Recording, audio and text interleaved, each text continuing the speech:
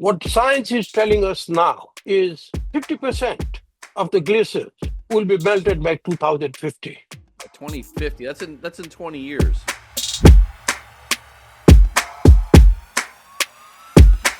Welcome back, everybody. Richard Baker, founder of Collective Responsibility, here today with another episode of the Sustainable Ambassador Podcast. Through this podcast, I'm speaking with global leaders in the environmental, social, and economic sectors, talk about the work that they are doing to solve the big challenges we face. The simple goal here is to engage and inspire the next generation to take their steps along their own career journey, to figure out where it is they can focus their efforts, pick up some tools, and hopefully deliver some impact over their own careers. And in this episode, I'm extremely excited to be joined by Arup Rajouria, who's the founder and chairperson of the Climate Change and Coexistence Worldwide, a global initiative focused on addressing the critical challenges at the intersection of climate change, resource management, and conflict. And so with that, Arup, thank you very much for taking the time. It's really great to have you joining us from Nepal today. Thank you, Rich. So as a starting point, a personal introduction to who you are and the work that you're doing. My name is Arup Rajouria. I am from Nepal.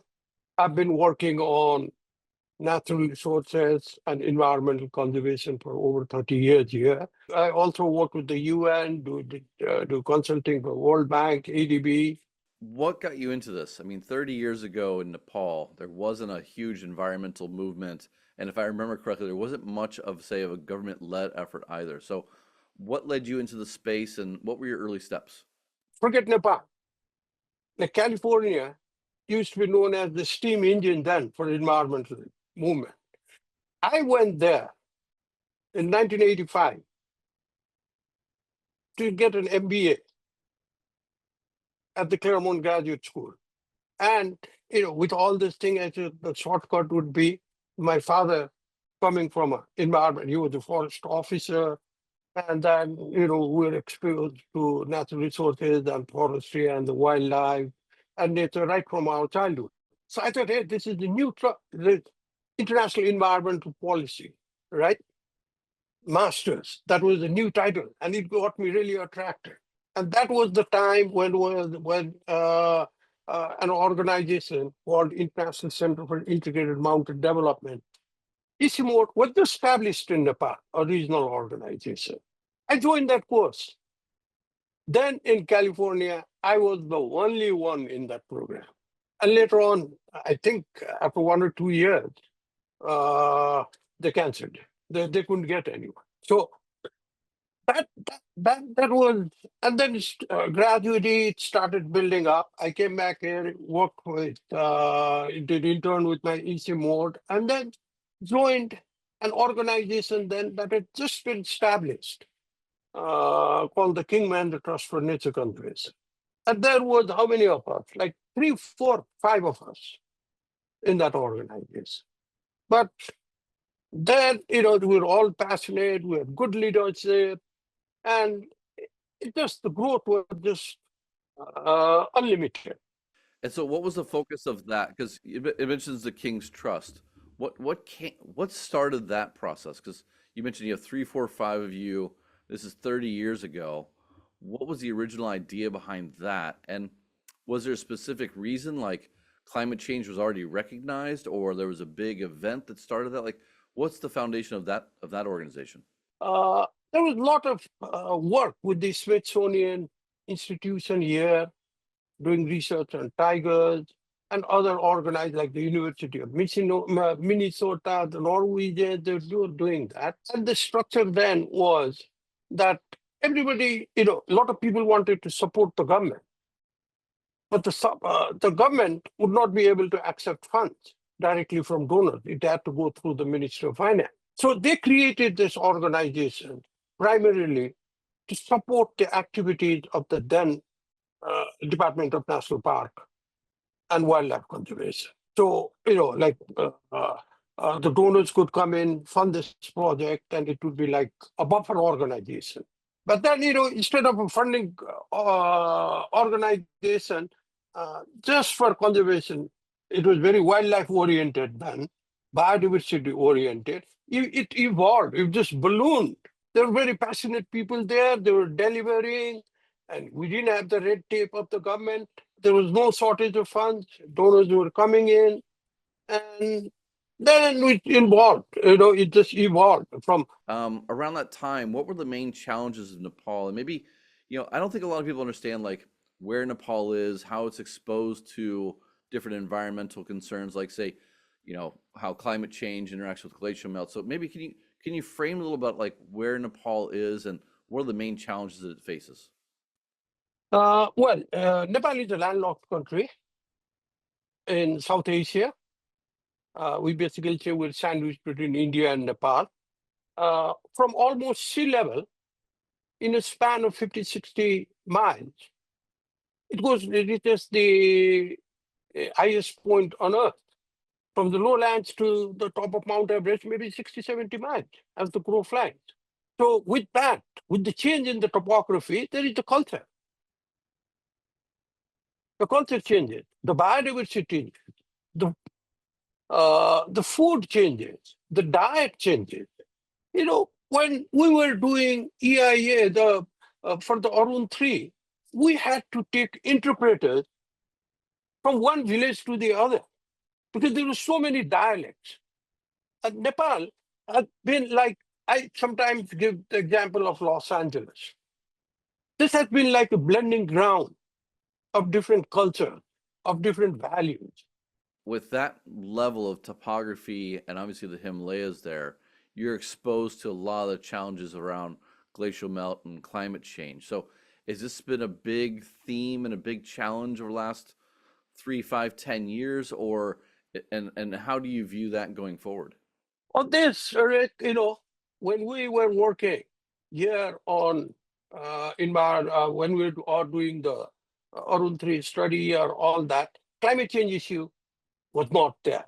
Even when EC mode was established, climate change was not even the lexicon of development organization or international. This is a new theory, new concept, I would say, of phenomena that really came in the early 2000s. And then having contacts with UNEP, ADB, and all those countries. So I was influenced when I opened the first climate change office here in Nepal under the then King Mahendra Trust in 2022 or 23. So we thought this was happening, right? Uh, but it never reached. People did not know the consequences. Where now we see one of the, then when we see is countries like Nepal, Laos, Fiji,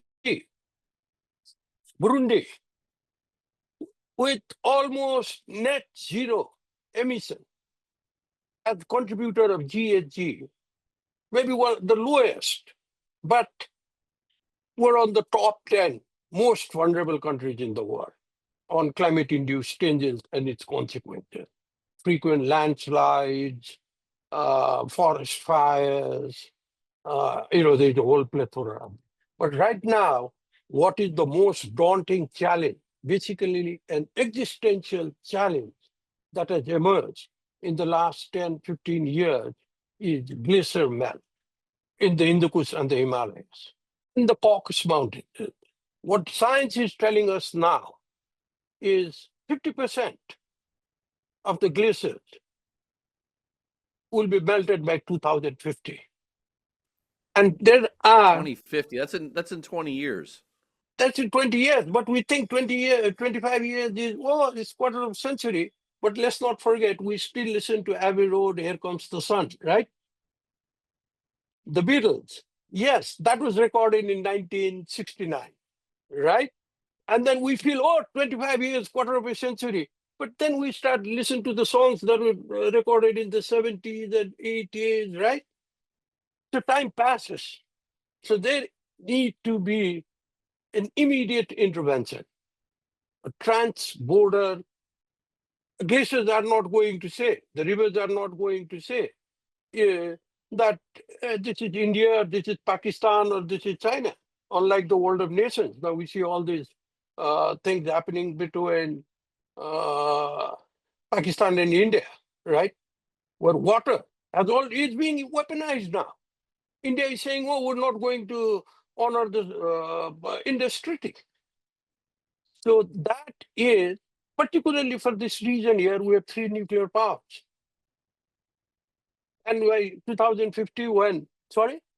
I was going to say, so you have in 2050, you're expecting 50% less glaciers than now. What does that really mean, though? Like, break that. How does that impact those regions and the people, like on a day-to-day basis? Because I think, like, oftentimes we hear about this as like this big challenge, but no one really understands like the real consequences. So, but can you break it down? Like, if you think about, or can you explain by 2050, if you're expecting less than half the glaciers to remain, or you expect half to melt, what are the real consequences of that? Like, how does it impact the countries, the biodiversity, the people that are downstream from this happening? Like, what are the practical consequences of that melt? The practical consequences are, when I think of it, start getting goose pimples. It affects culture, like the Mekong, right? Right there. There's all these lowland communities, tribes that have been sustained by the Mekong River for centuries, for millennia. Their lifestyle will be jeopardized. Food security, potable water, biodiversity, ecosystem, all that will be jeopardized. And the hundreds of billions of dollars that have been invested in the infrastructure of the river system, Western glacial water, industry will be jeopardized. And plus projects that ADB, World Bank, and other countries may have in the pipeline will be jeopardized if this is not somehow managed. We already see flat spoons in the Brahmaputra, like China is building a dam in Tibet. So that is going to affect the flow to India and Bangladesh. Similarly, right now, India is threatening Pakistan, saying we'll cut off the Indus River. The main challenge has not even come up. The glaciers are still there, it's receding, but by 2050, when 50%, 60% of the water supply is gone, so just imagine what happens in South Asia. So based on that, it dawned on me about 2 years back that if we don't intervene now,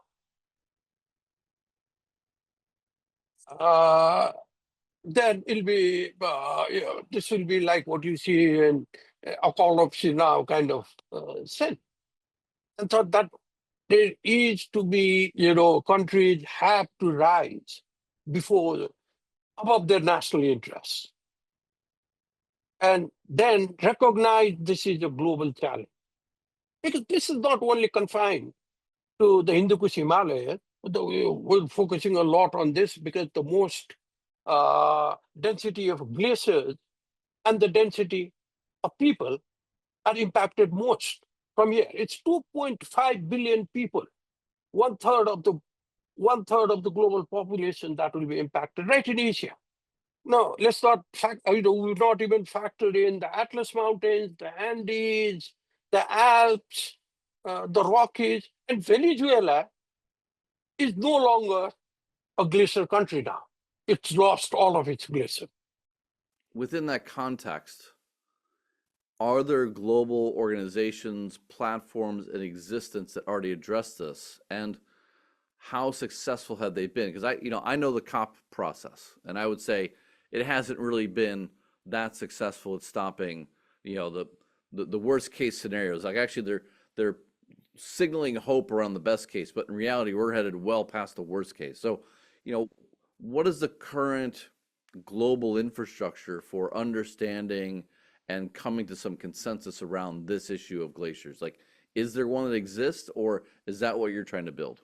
What I am trying to build is a laser-focused organization, an intergovernmental organization, laser-focused on glacier management, transborder. But There is a lot of work going on. We stopped counting after we reached about 60. But it's in piecemeal, bits and pieces. Ishimo does this.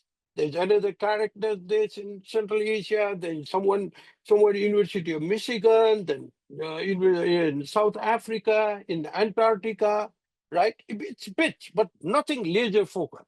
There's no clearing out. If you need some information on glaciers, then you put it Google, you'll get like 30, 40 organizations having bits and pieces, but nothing saying, okay, this is it. This is organization. It's just laser focused on glacier. And when you're building this and you're laser focused on it, what are you building? You're hoping to build policy consensus, you're hoping to build intergovernmental agreements, you're hoping to build funding. Like what are the tools and mechanisms that you're trying to bring together that would halt or reverse this process? What I am doing right now is building a consensus. What would be most appropriate would be going through the COP process and getting the UN endorsing this, approved by the COP process, and having this established as an intergovernmental organization. And on this should be like 4Ps: public, private, philanthropic, partnership kind of thing, right? It's not only government, it's not only UN. It's more like everybody needs to take ownership and then accept the fact that fossil fuel is going to be here. Global warming will continue. Last year, we crossed the symbolic threshold of 1.5 degree centigrade. And on the wake of that, you see, there was a glacial lake outburst, a small one up in the Himalayas here in Nepal. And then simultaneously, I would say on the wake of that threshold, the symbolic, you had this California fire, right?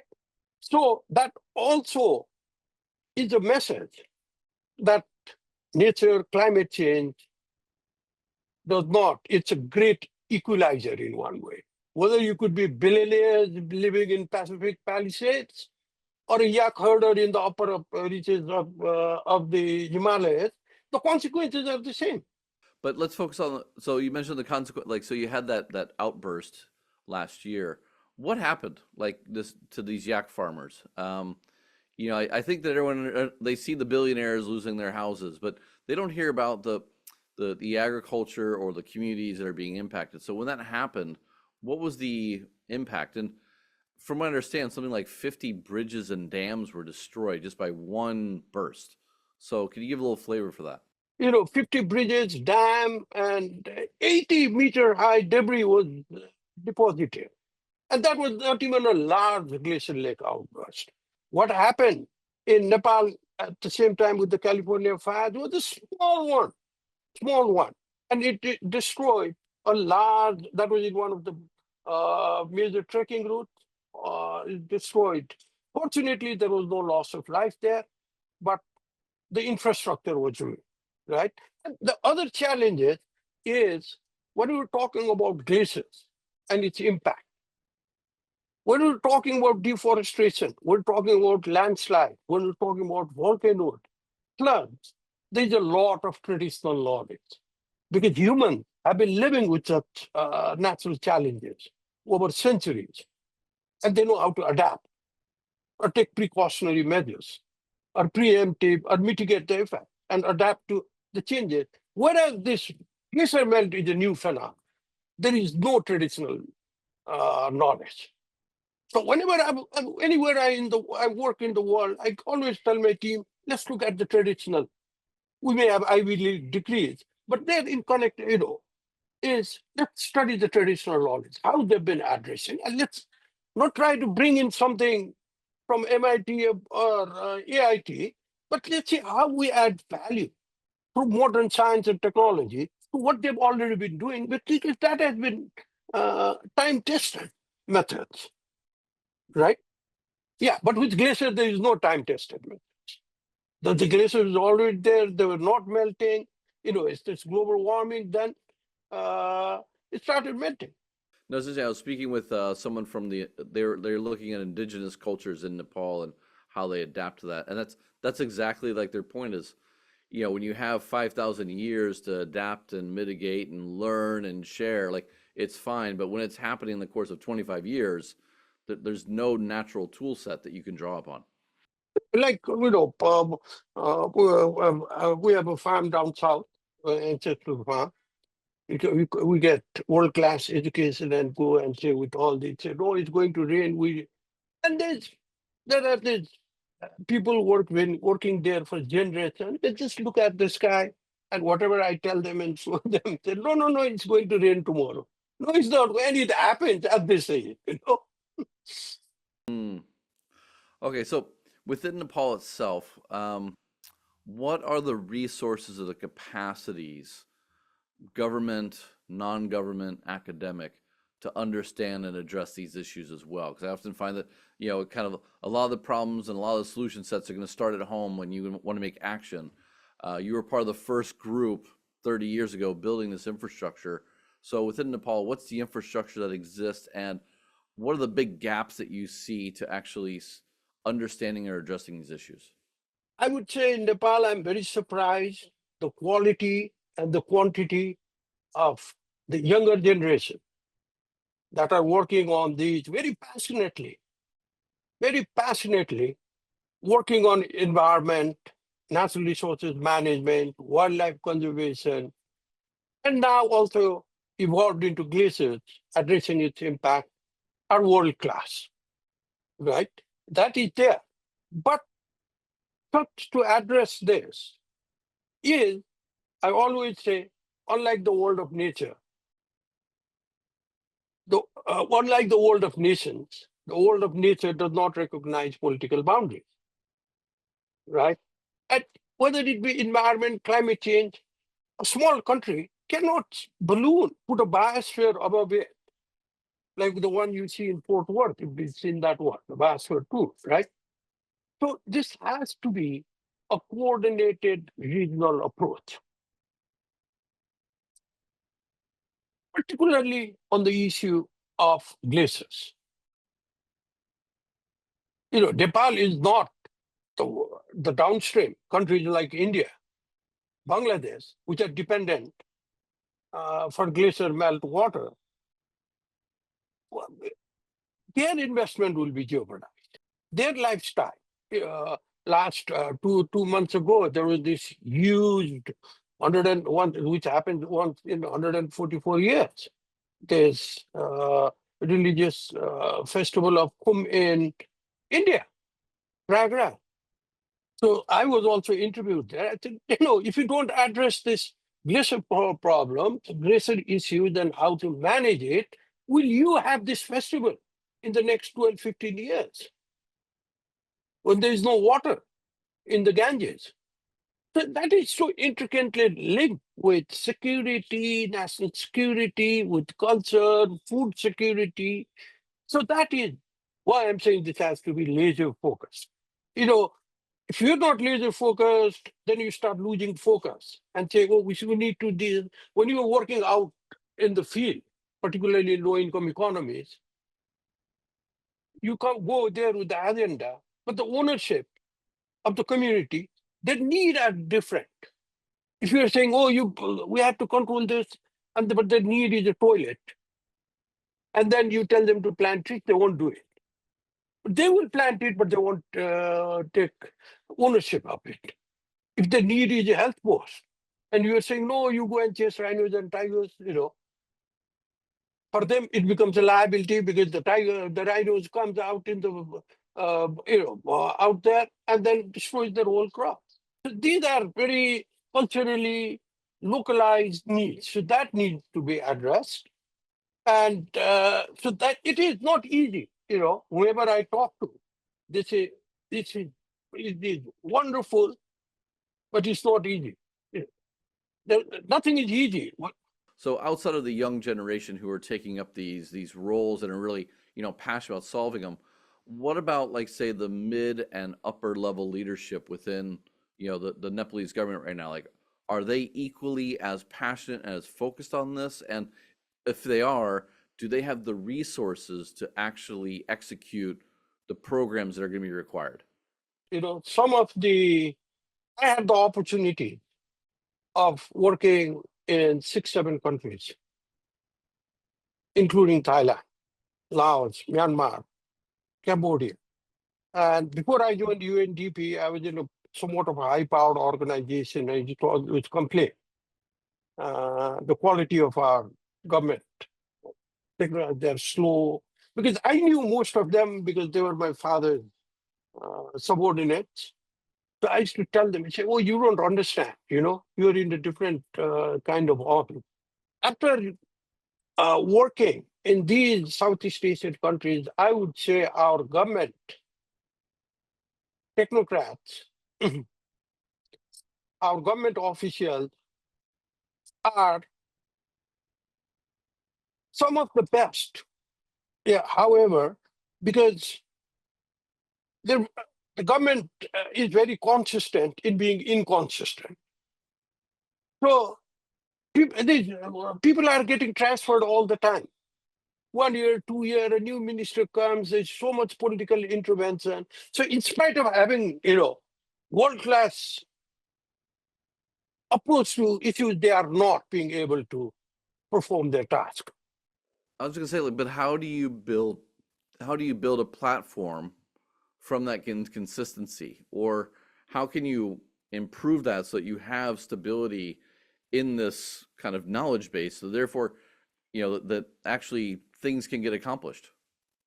On this, it allows you to work a bit because the political leadership, I was able to convince, with the help of the minister I worked with there, to convince the policymakers how important climate change was.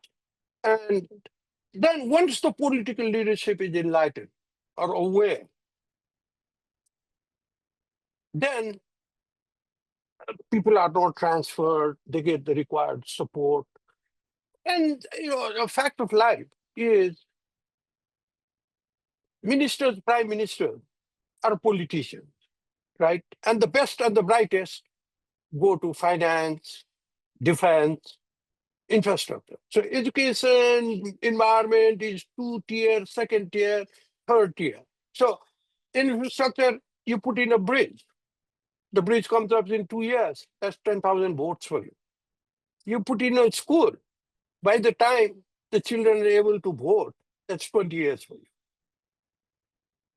you. It's a matter of priority. But then we've got to tell them, we've got to educate the policymakers, saying this is the consequences of glacier recede. If we don't address now, then we're a small country here, surrounded by 3 nuclear powers. We have all the glaciers, the highest number of glaciers here. See what the consequences are. So, yes, and the army invites me to give lecture on national security and climate change to the War College and the Staff Training Center. The army is aware, right? They're very aware of this. Earlier they were not, and how was climate change related to national security? So once they, after a couple of lectures, they said, "Whoa, we didn't know this." So they're going to address that now. 100%, 100%. And if you're aware, if the political leadership is aware, then you get your funds. You get consistency on the official. If not, if you're being transferred every year from one to the other, how will there be follow-up or consistency, or even with donor projects, time-bound projects? The World Bank used to tell me every time we come, there's a new person. So whom do we talk to? Yeah. So it's then going to first base again. So that is, I think, sorry. Speaking of no consistency, I want to kind of merge two challenges that you brought up. One is the leadership changes consistently, and the second one is that you're talking to a number of other nations, Laos, Myanmar, India, like all these countries face very similar challenges in terms of their governance. How do you navigate that? Like, how hard is this for you to pull people together and stabilize them on your platform? Right now, it's compartmentalizing, right? At one point, I hope to organize a regional workshop at a higher level, either with the UN or one of the multilateral banks, with the DMC, and then play it on the thing, put it on the table, saying these are the consequences.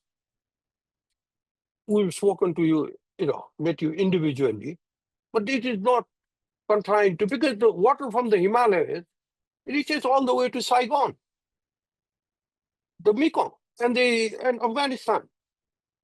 So the 2.5 billion people we're talking about, trillions of dollars of investment that are dependent on these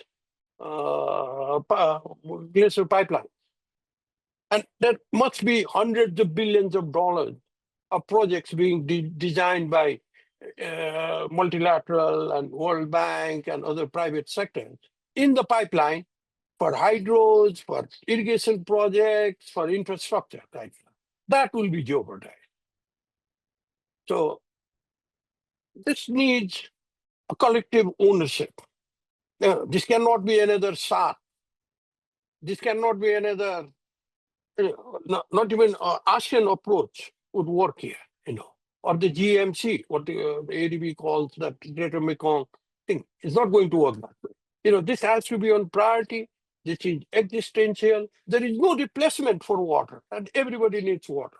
So with that in mind, what do the next 3 to 5 years look like for your work? And or what are the 2 or 3 things that you have to get accomplished to get us to that point? The best platform is to get it through the COP process. Countries are willing to sponsor it, but once a country does, it gets very politicalized, saying, why Bhutan, or why Kazakhstan, or why Nepal. So what I'm hoping is it's a collective process. And once we have this meeting of the stakeholders, with the private sector, there's money to be made here. So the private sector, and they could collectively decide where they would want to put the center, instead of preempting this right from this state, saying, it should be in Kathmandu or Timbuktu or Geneva or somewhere, right? So you decide. So that would probably, that is my objective, that they would take the ownership. And it's moving. I'm very surprised at the interest, the positive feedback I'm getting. There is, tell you the truth, it's moving much more faster than I had anticipated. And who's the most open to this? Like, are you talking to other individuals like yourself who've been in your Yeah, and I country for have 30 years, two or friends. is it prime ministers, or who do you talk to that No, I've been talking to ministers, prime ministers, and they're all open. I've been talking to multilateral banks. I've been talking to bilateral banks. Been talking to private sector. In fact, the most encouraging was one of the ministers from the Gulf countries, and it said, "Hey, this is something we need to do." And he just went to a concept note that a friend of mine and me had developed. And he said, this is something so out of the box. It is so important. And I said, this is talking about huge amounts of money. He said, forget the money. With this kind of issue, nobody's thinking about this. Once this gets out on Al Jazeera and CNN and BBC, money is not going to be a problem. Why do you think that they're so eager now? Is it just the recognition of the challenge being so great is finally coming to bear, or is it that you are willing to lead it? Well, these were my personal contacts, but I cannot claim just because it's because of me. But I can claim I brought this on their radar. So the island states, the Gulf states are more interested of sea level rise because of glacier melt of the Arctic. Countries in Southeast Asia and Central Asia, for them it's an existential threat because their water supply is going to be jeopardized. And they see what is the pipeline, if they don't manage. Because glaciers cannot be preserved. We cannot build a biosphere or icebergs over 2,000 miles, right? The world is not, the global temperature is not going to stop at 1.5 degrees. We don't know. So we need to start designing programs, changing lifestyle. But how do you adapt to those changes and mitigate? What happens tomorrow if 50% of the water in the Mekong decreases? How are we going to adapt that? What happens tomorrow if the Chinese say we're going to build all these dams and keep the water in Tibet? What happens like India is saying, no, we'll block the Indus River. So to avoid such a scenario, that is a harbinger of disaster. When you have all these nuclear powers around, when it becomes an existential threat, then you use the last resort. You desperate people use desperate thing. That's when the nuclear trigger is pulled. If not, why do you have those bombs? So you find an agreement, you get everybody on board. What does meaningful action look like then? Like what do you hope the outcome of this is? Because like you said, you can't build a biosphere. You can't necessarily. I'm not even sure that you could even convince China not to dam all these things and to withhold the water for themselves. But so, what does a meaningful action look like to you? Number one is design a program, have adaptation labs, mitigation labs, and see in such scenarios how do you address this issue, right? And design programs that way, and give local ownership. Number one. It has to be several pronged. It is not one, and many will be science based. So we've got to be guided by the scientists, the glaciologists, on the technical aspects of it. What we know about all this, I would say, is much more on a superficial level. Really deep would be the science that would provide us. It's science that's telling us that by 2050, 50% of the glaciers in the Hindu Kush Himalayas would be gone. It's not back of the envelope, it's science that's telling us that.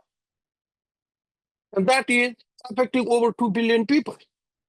And with three hotspots, there's going to be really many hotspots around. So that is the issue. But I think I'm quite optimistic. When you work in environment and biodiversity, optimism is one thing. It has to be one of your attributes, right? You say, no, if it's not going to happen, then nothing happens. So I'm very optimistic this will materialize when the countries, the political leaders see the challenges. There maybe it's not going to be like shark or thing. They say, okay, we need a collective approach. So that is the approach right now. It's not, like people are very critical about COPE. It's not. But at least I see COPE in a positive light. At least that's a platform where people vent their anger. Where the third world can go and ban the developing countries, saying, oh, we don't agree to this. We don't, at least we know there is a platform that we can. It's not, the output has not been what it was all thought out to be, because high income countries are not honoring the decisions of the COPE. It's being only imposed into low income countries, right? But they will come. I am sure the California fires, the floods in Europe, the floods in the United States, and more to come will bring attitudinal transformation. All right, that attitudinal transformation will hopefully then turn into the next generation of leaders to take better actions. And so I'm curious, as a last question, what advice would you give to these up and coming professionals? Like, this is your passion, you want to make this your future career. What are 2 or 3 pieces of advice you'd give them to get along on that path? Number one, sooner or later, this will be a tier one job. This will be so important. It's going to override other, right? Because it's now penetrated in all sectors. So eventually it'll be a tier one job. What I would say to the next generation, you've got to be persistent on your efforts, on your values. Persistency always matters. Don't give up. It's not an easy task. It's not saving the world, it's saving yourself. The world knows how to save itself. There could be a cataclysmic event in the Himalayas. And it'll be there. The world was here long before the humans came in. So it should be more saving us, saving yourself. So don't say we're going to save the world. Say you're going to save yourself. The world knows how to save itself. When there is like a tipping point, just think someone ate a half-boiled bat, and then that virus brought the world to its knees for years. We're still feeling the effect on the economy of it, right? So, that is what the world is about. When there is a tipping point, from Jalandhar is one of the most polluted city in Punjab of India. From there, you could see the Himalayas during COVID, right? So it's persistency, don't give up, and then be positive.